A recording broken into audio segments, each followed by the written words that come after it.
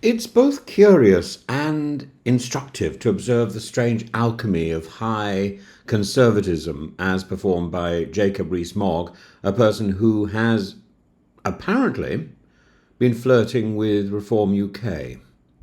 In his recent commentary on the Ukraine war and Britain's position in Europe, he oscillates between withering sarcasm and ersatz Churchillian bravado. His analysis, a blend of well spoken conviction and selective amnesia, is captivating. It merits scrutiny, not merely for its content, but for what it reveals about the sort of intellectual trajectory of Brexit conservatism and for for its unabashed entertainment. So the merits of the writing. Jacob Rees-Mogg is a pleasure to listen to or a pleasure to read, but the content is piffle, as as Boris would have said. Rees-Mogg rightly identifies the twofold nature of Russia's strategy, for example, diplomatic theatre in Istanbul and military menace on the Finnish border. Oh, and incidentally, tonight I think there's news that the Turkish foreign minister is going to Moscow. Good idea, but there are also a smattering of MEPs making the same sort of journey. Bad idea. The MEPs are just ballast for Russian propaganda. A real foreign minister going to Moscow is a good thing. That's a different category of eggs to the nonsense photo opportunities and obeisance of people like the Cypriot MEP. But Jacob Rees-Mogg is persuasive in his characterization of the ceasefire negotiations as performative, an imperial pageant intended simply to buy time. And his invocation of conscription resistance in Belgorod is both poignant and politically useful, a rare moment when Mogg turns his gaze on the suffering of ordinary Russians. And yet his core flaw lies in his framing. By positioning the conflict as a war of narratives, he falls short of explaining why Ukraine's endurance should command sustained Western support. There's no mention of international law, NATO's role, or Britain's treaty obligations. Instead, the focus is narrowly moral. Putin is a frozen chicken in the fridge, twitching unnaturally. Well, I like the fact that Jacob Rees-Mogg picks up my fridge imagery. I'm sorry he's not referring to the fridge as a smeg fridge, but this isn't strategic analysis. This is a metaphor, an entertaining metaphor, masquerading as policy. And I think, frankly, it's lightweight. Again, I come back to the thing, it depends who's doing it. If it's a former minister saying these things, I think it's lightweight. If it's me saying these things, I think it's entertaining. And I hope that difference is clear. A former minister should come with information that isn't with information and an angle which isn't available to the ordinary boffin looking on from a distance. And Rees-Mogg doesn't seem to have that. Now, maybe he was excluded from the real work, but he was the leader of the Commons. I find this odd. I remember sitting in the tea room in the House of Commons, and Rees-Mogg came in and sat next to me. And I have a lot of time for Rees-Mogg.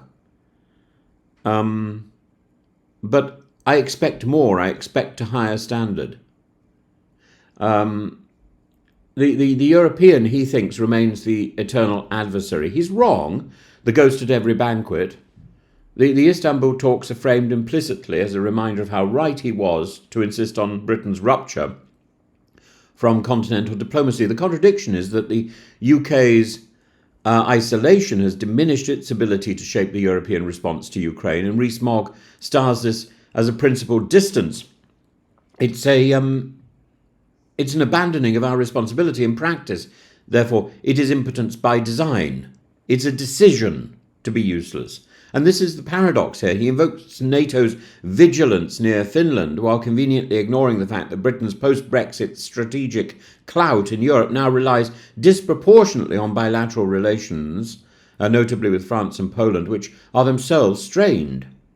And his claim to have restored national sovereignty is weakened by the reality of Britain's diminished influence. And it's no surprise that Rees-Mogg rejects PR. His disdain for electoral reform is rooted in the quasi-theological belief in majority rule, so long as it delivers the kind of majorities that he likes. For all his classical learning, he displays no curiosity about the democratic deficits exposed by first past the post. He quotes Charles I and Milton, but omits the inconvenient reality that a system without proportional representation increasingly fails to reflect a pluralistic society, and his nostalgia for inherited institutions sits uneasily beside his avowed support for democracy, and democracy in the modern sense. In truth, his rejection of PR is not about democracy's legitimacy, but about its inconvenience to those already holding power. So Rees-Mogg's worldview, as found in his Substack and the various things that he writes, I think, suffers from three principal weaknesses. The first is sort of strategic delusion. He assumes that Britain outside the EU can act as a linchpin in global affairs, and he's wrong. He fails to show how this can operate in Ukraine, where coordination with the EU is essential and is the one bit that we can't actually manage with any degree of competence. Secondly, his characterization of the EU as fundamentally anti-democratic is presented without evidence. He ignores the democratic mechanisms within the EU Parliament and instead deploys rhetorical sleights of hand comparing the EU to the pre-1911 House of Lords when it's closer in function to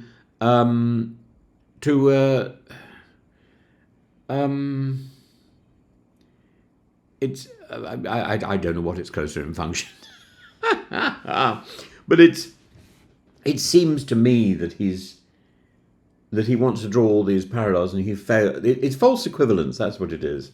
It's false equivalence, and he's trying to make his own points about the importance of the House of Commons and the Westminster estate, and its superiority over the European Parliament. I don't think he makes the case. The third point I would raise is the myth of popular consent, and Rees-Mogg frequently invokes the 2016 referendum as a democratic touchstone, but never interrogates the volatility of public opinion since, and nor does he engage with polling suggesting a growing appetite for some form of European alignment.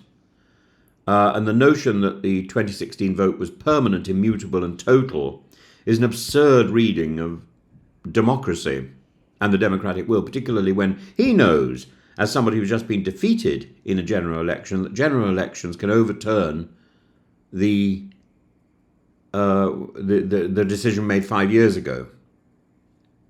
The public mood moves, and we change when we learn new things. With new experiences, we change our mind, and rightly so. And we should be able to do the same thing with a referendum decision, and particularly one that has resulted in something that has not been so successful. He said the other day, as I pointed out, that if the referendum were to be replayed, it would probably get rejected. And I'm pleased he recognises that fact, that the mood has swung against the Brexit experiment, because the Brexit experiment has not been successful. Now, whether that's because the Brexit experiment as a concept philosophically was wrong, I think it was, by the way, or whether it was badly implemented, I also think that. In a way, that's sort of academic debate, and I'm sure people will. I'm sure that will be one. That will be one of the great essays for undergraduates in the future. But maybe we're too close to the situation really to judge, but we can judge that Brexit has been a disaster. Now, having made that decision, I think we have a number of choices facing us, and Rees-Mogg doesn't of course deal with that. One choice we have, and something which I think Keir Starmer is ducking, is that we have to play the hand that we've been dealt, unless there's a clear opportunity to run that referendum again, and I don't think that is available at the moment. So the hand that we've been dealt is Brexit, and we need to make that work. Now, we can make Brexit work in a way that aligns us more closely with Europe. That's not to defy Brexit, that's to engage with Brexit. And I don't think that's the attitude that Keir Starmer is taking. I think the attitude of Keir Starmer is to compromise Brexit and to fiddle the relationship with Europe. It's not a very honest approach. I think it's possible to have a Brexit that aligns us much closer with our neighbour. And that's really what Lord Frost should have been doing in the first place, but he was incompetent. I think it's also possible, we if Starmer really thought that we should be in the customs union and that we should have a significantly closer relationship, then he should be honest about that as well.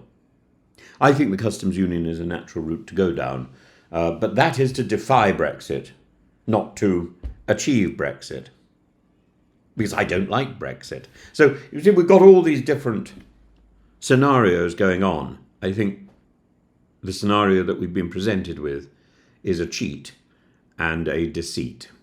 And I would like someone like Rees-Mogg to call that out, but he hasn't done so. He represents a very British strain of intellectualism.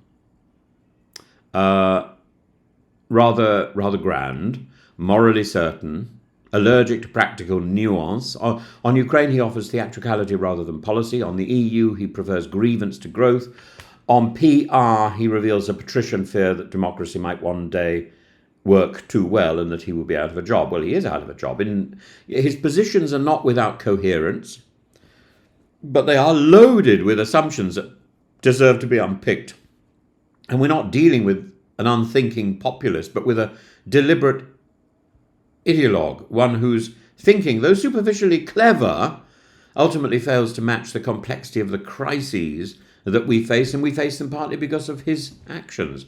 And I suggest that's the real problem. Rees-Mogg has plenty of historical illusion and not enough political imagination, and I think he has the charm, the dedication, the hard work, and the intellectual capacity to do significantly better. If I were to mark him on his Substack effort, I would be giving him a 3 out of 10 and tell him to go back and do something else and actually write longer essays. His stuff is, he tosses off a paragraph and thinks we're satisfied with that. That's not sufficient.